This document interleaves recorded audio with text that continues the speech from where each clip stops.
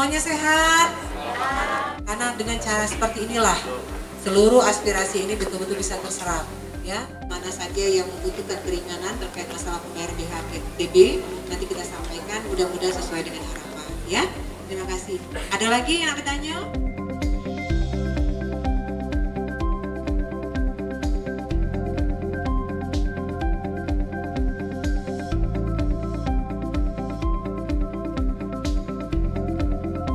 Hari ini saya masih berada di Kecamatan SU1, tepatnya di kantor Kelurahan 34 Ulu ya.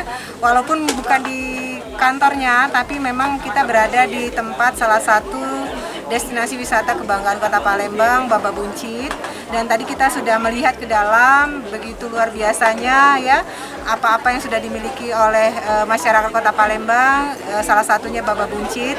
Dan tadi juga kita sudah bertemu dengan Ketua RT, Ketua RW, tokoh masyarakat. Mereka sudah menyampaikan berbagai aspirasi terkait masalah lingkungan, terkait masalah infrastruktur.